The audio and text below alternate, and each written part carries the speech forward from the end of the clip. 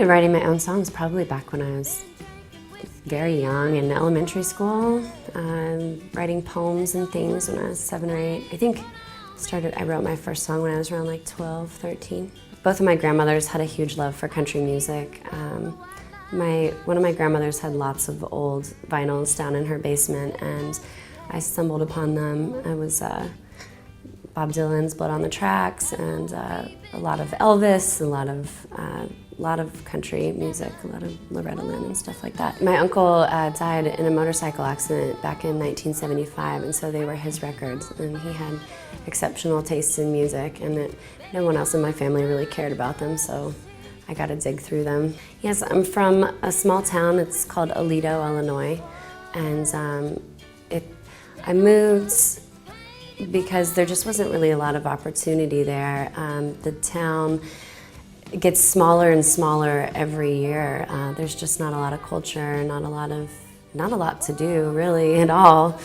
And so I moved to Chicago when I was 18 and moved to a suburb of Chicago and did college there for 2 years.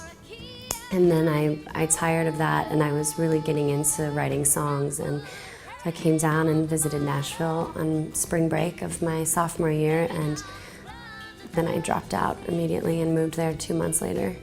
When I first moved to Nashville, I did the solo thing for a while and performed under my own name. And then I met my husband at a college party.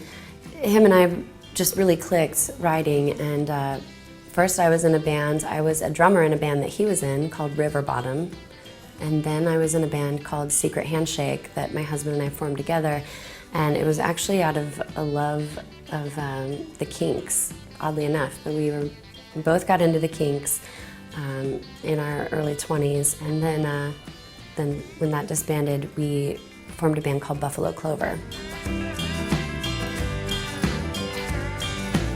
When we finally went to decide, where we were gonna do the album, we were passing through Memphis on our way to Texas, and we went and did the tour at Sun Studio, and I just fell in love with the room and hearing about, everybody who had been in there and recorded, and so we met the engineer and producer there. His name was Matt Ross Spang, and we clicked with him very well, and he kept bothering me to come down and do this album, and I kept saying, I don't have enough money to do it. I didn't want to do a crowdfunding project like Kickstarter or Pledge Music. And so finally, we just decided that we were going to sell our car and pawned a bunch of other possessions. And we went down there and did it very fast because we had a very small budget. I'd heard through my pedal steel player that Jack White and the folks at Third Man were interested in my record, and so I began meeting with Ben Swank, and I sent them the project, and they came out to hear the show, and they really loved it.